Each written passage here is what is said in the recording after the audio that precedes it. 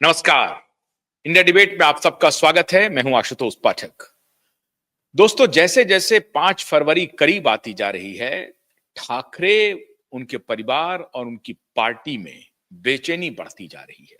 आज 3 तारीख है और एक दिन के बाद 5 तारीख होने वाला है, मतलब बुधवार को। और बुधवार को मुंबई हाई कोर्ट में सुनवाई है। माननीय जज आलोक आराधे जी ने जो वक्त दिया है, वो जो समय दिया है, जो तारीख मुकर्रर किया है, वो 5 फरवरी का है। इसके पहले 22 जनवरी को सुनवाई हुई थी। इस बीच में ठाकरे परिवार और उनके जितने चेले चपाटे हैं, वो इस काम में लग गए हैं कि कोई भी जुगत कर लो, कुछ भी करो, फडणवीस सरकार को डीस्टेबलाइज करने के लिए जितने काम हो सकते हैं वो करो। और एक अटैक उन्होंने शुरू किया है। अटैक है, ताजा अटैक शिवसेना का एक मुखपत्र है जिसके बारे में आप सबको मालूम है। उसका नाम है सामना। सामना के एडिटर इन चीफ हैं ये माननीय संजय राउत जी, संपादक हैं। तो सामना में संजय राउत ने एक लेख लिखा है और उस लेख में जिक्र किया है कि देवेंद्र फडणवीस और एकनाथ शिंदे में बातचीत बंद हो गई है। उनका कहना है कि कई सप्ताह से, बल्कि जब से सरकार बनी है उसके एक दो सप्ताह के बाद से देवेंद्र फडणवीस और महाराष्ट्र के एक जो दो डिप्टी मुख्यमंत्री हैं, डिप्टी सीएम हैं, उसमें एक सीएम जो है डिप्टी सीएम एकनाथ शिंदे, उनसे कोई बातचीत नहीं हो रही है। और ये किसके हवाले से इन्होंने कहा है? इन्होंने हवाला दिया है एक शिवसेना शिंदे गुट के या शिवसेना उद्धव गुट के एक किसी एमएलए के हवाले से कि फ्लाइट में उनकी मुलाकात हुई है शिवसेना शिंदे गुट के किसी एमएलए से, और उन्होंने इस बात का जिक्र किया है कि साहब एकनाथ शिंदे जो हैं वो अपमान का घूंट पी करके डिप्टी सीएम बने हुए हैं और एकनाथ शिंदे इस बात को पचा नहीं पा रहे हैं कि वो अब मुख्यमंत्री नहीं है। जिस नाम पर उन्होंने पार्टी तोड़ी थी वो कुर्सी अब उनके साथ हाथ से खिसक गई है और एकनाथ शिंदे उसी दौर से गुजर रहे हैं जिस दौर से शिवसेना प्रमुख उद्धव ठाकरे गुजर रहे हैं। मतलब शिवसेना उद्धव का गुट और उसके जो प्रमुख हैं उद्धव ठाकरे, वो गुजर रहे हैं। उनका कहना है कि उद्धव ठाकरे को यही एहसास हुआ था जब अलायंस तोड़ करके वो महाविकास आघाड़ी में गए थे और वहां वो मुख्यमंत्री बने, और उसके बाद जो घटनाक्रम हुआ जिससे उनकी पार्टी टूटी, और पार्टी टूटने के बाद एकनाथ शिंदे ने पार्टी तोड़ करके मुख्यमंत्री की कुर्सी हथिया ली, तो उनको ये अफसोस होता रहा कि मैंने ये काम क्यों किया, मैंने बीजेपी को क्यों दगा दे दिया। बेहतर होता कि हम बीजेपी के ही साथ रहते, और अगर हम 2.5 साल के लिए ही मुख्यमंत्री बनने वाले थे तो इससे तो बेहतर होता कि मैं ही एकनाथ शिंदे को मुख्यमंत्री बना देता, जिसके बारे में चर्चा पहले चल रही थी कि उद्धव ठाकरे मुख्यमंत्री नहीं बनना चाहते हैं। तो मैंने ये गलती क्यों की? मैं ही चाहता तो एकनाथ शिंदे को मुख्यमंत्री बनाए रखता और एक सुपर कमांड जो हमारे पिताजी चलाते थे उसी तरीके से सुपर कमांड हम चलाते रहते।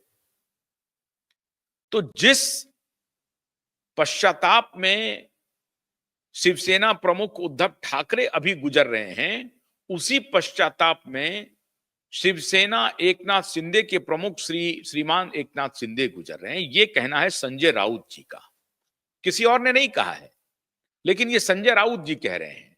किसके कहने पर साहब? तो शिवसेना एकनाथ शिंदे गुट के किसी विधायक के कहने पर, और उनकी मुलाकात फ्लाइट में हुई। हो सकता, जाहिर है मुंबई दिल्ली के फ्लाइट में हुई होगी, या पुणे मुंबई के फ्लाइट में हुई होगी, या नागपुर मुंबई के फ्लाइट में हुई होगी। जहां किसी भी फ्लाइट में हुई होगी, विदेश जाने में भी हो सकता है डावोस की यात्रा कर रहे हो आजकल वो, किसी भी फ्लाइट में हुई हो, लेकिन फ्लाइट की मुलाकात का हवाला देते हुए संजय राउत ने कहा कि एकनाथ शिंदे गुट के एक विधायक से मेरी बात हुई और उन्होंने कहा कि पश्चाताप की आग में जल रहे हैं एकनाथ शिंदे कि मैंने पार्टी क्यों तोड़ी। अब देखिए, संजय राउत साहब कह रहे हैं कि उनको अच्छा नहीं लग रहा, उनको लग रहा है कि यही अगर हश्र होना था मेरा डिप्टी सीएम का, तो बेहतर होता कि हम शिवसेना उद्धव के साथ रहते, उद्धव जी के साथ रहते और वो भी हमको मुख्यमंत्री बना सकते थे। अगर मुख्यमंत्री नहीं बनाते तो डिप्टी सीएम बना देते। तो ये एमएलए जी कह रहे हैं कि एकनाथ शिंदे जी पश्चाताप में चल रहे हैं और संजय राउत जी कह रहे हैं अपने तरफ से कि इधर उद्धव ठाकरे भी पश्चाताप की अग्नि में झुलस रहे हैं। कौन सी पश्चाताप भाई? कि बेहतर होता कि हम भारतीय जनता पार्टी के ही साथ रहते, अलायंस तोड़ करके हम महाअघाड़ी में आने से हमको बहुत नुकसान हुआ, 2.5 साल के मुख्यमंत्री रहे और अब तो हमारी सत्ता भी चली गई, पार्टी भी टूट गई और हमारी पार्टी अब किसी लायक नहीं बची है कि अगले 5 साल में वो करेगी क्या। और मुंबई महानगर पालिका चुनाव की जो स्थिति है, अगर उसमें मेरा सुपड़ा साफ हुआ तो हम कहीं के नहीं रहेंगे और इसी पश्चाताप में दिन रात वो चिंतित हैं। इसी चिंता में काजी दुबले होते जा रहे हैं। वो कहते हैं ना कि काजी जी दुबले क्यों? तो काजी जी दुबले इसलिए क्योंकि दुनिया की चिंता सता रही है। लेकिन इस काजी को दुनिया की चिंता नहीं सता रही है, इस काजी को सिर्फ और सिर्फ अपनी चिंता सता रही है कि हमारा हश्र क्या था, क्या से क्या हो गया, हम कहां थे और कहां पहुंच गए। अब हमारी सुनने वाला कोई नहीं है, हम पूरी तरह से मटिया मेट हो चुके हैं, मिट्टी में मिल चुके हैं। लेकिन संजय राउत साहब कह रहे हैं दूसरी कहानी साहब। संजय राउत कह रहे हैं कि नहीं, एकनाथ शिंदे और देवेंद्र फडणवीस में कोई बातचीत नहीं हो रही है। ये क्यों कह रहे हैं? ये इसलिए कह रहे हैं कि एकनाथ शिंदे अभी इनके लिए कबाब में हड्डी बना हुआ है।